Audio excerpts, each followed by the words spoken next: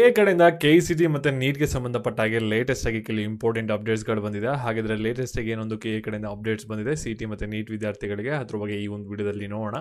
ಈ ವರ್ಷ ನೀವೇನಾದರೂ ಕರ್ನಾಟಕದಲ್ಲಿ ನೀಟ್ ಕೌನ್ಸಿಲಿಂಗ್ನ ಅಟೆಂಡ್ ಮಾಡಬೇಕು ಅಂತ ಅನ್ಕೊಂಡಿದ್ರೆ ಈ ಒಂದು ವಿಡಿಯೋ ನಿಮಗೆ ಇಂಪಾರ್ಟೆಂಟ್ ವಿಡಿಯೋ ಆಗಿರುತ್ತೆ. ವಿಡಿಯೋನ ಗಮನ ಇಟ್ಕೊನೆವರೆಗೂ ಕೂಡ ನೋಡಿ, ಎಲ್ಲ ವಿಷಯದ ಬಗ್ಗೆ ಕೂಡ ತಿಳ್ಕೊತೀರಾ.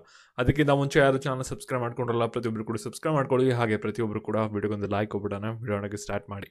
ಇವಾಗ ನಾವು ಡೈರೆಕ್ಟ್ ಆಗಿ ವಿಡಿಯೋ ಬಗ್ಗೆ ಬರೋಣ. ಅದಕ್ಕಿಂತ ಮುಂಚೆ ಒಂದು ಇಂಪಾರ್ಟೆಂಟ್ ವಿಷಯ, ಈ ಕಾಲೇಜ್ ದೋಸ್ತ್ ಒಂದು ಚಾಟ್ ಬೋರ್ಡ್ ಇದೆ. ಈ ಒಂದು ಚಾಟ್ ಬೋರ್ಡಲ್ಲಿ ಜಸ್ಟ್ ಎಕ್ಸ್ಪ್ಲೋರ್ ಮೆನು ಮೇಲೆ ಕ್ಲಿಕ್ ಮಾಡಿ, KCT ರಿಸೋರ್ಸಸ್ ಮೇಲೆ ಕ್ಲಿಕ್ ಮಾಡಿ.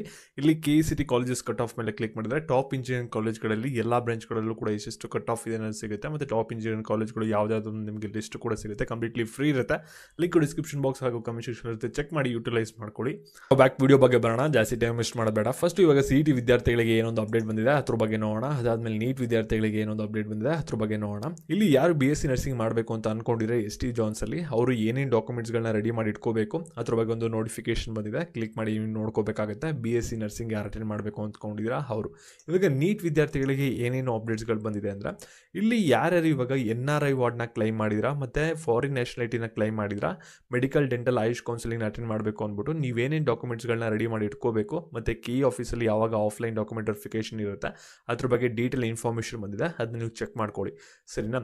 ಇವಾಗ ಕೀ ಅವ್ರು ಏನು ಮಾಡಿದೆ ಅಂದರೆ ಈ ನ್ಯೂ UG ನೀಟ್ ಅಪ್ಲಿಕೇಶನ್ ಅಂತ ಓಪನ್ ಮಾಡಿದರೆ ಮತ್ತು ಲಿಂಕು ಕೂಡ ಆ್ಯಕ್ಟಿವೇಟ್ನ ಮಾಡಿದರೆ, ಇದು ಯಾರು ಬಳಸಬೇಕಾಗತ್ತೆ ಅಂದರೆ, ಇವಾಗ ಜನವರಿ ಫೆಬ್ರವರಿ ಟೈಮಲ್ಲಿ KE ಅಪ್ಲಿಕೇಶನ್ ಓಪನ್ ಆಗಿತ್ತು. ಆವಾಗ ಆ ಒಂದು ಅಪ್ಲಿಕೇಶನ್ ಯಾರು ಫಿಲಪ್ ಮಾಡಿಲ್ಲ ಅವ್ರು ಎಲ್ಲರೂ ಕೂಡ ಇವಾಗ ಆನ್ಲೈನ್ ಅಪ್ಲಿಕೇಶನ್ ರಿಜಿಸ್ಟ್ರೇಷನ್ ಲಿಂಕ್ ಅಂತ ಇದೆಯಲ್ಲ, ಈ ಒಂದು ಲಿಂಕ್ ಮೇಲೆ ಕ್ಲಿಕ್ ಮಾಡಿ ನೀವು ಫ್ರೆಶ್ ಆಗಿ ನಿಮ್ಮ ಎಲ್ಲ ಡೀಟೇಲ್ಸ್ನು ಕೂಡ ಹಾಕಿ ರಿಜಿಸ್ಟರ್ ಮಾಡ್ಕೋಬೇಕಾಗುತ್ತೆ. ಅದಾದಮೇಲೆ ಆಫ್ಲೈನ್ ಡಾಕ್ಯುಮೆಂಟ್ ವೆರಿಫಿಕೇಷನ್ ಇರುತ್ತೆ, ಅದನ್ನು ನೀವು ಅಟೆಂಡ್ ಮಾಡಬೇಕಾಗುತ್ತೆ.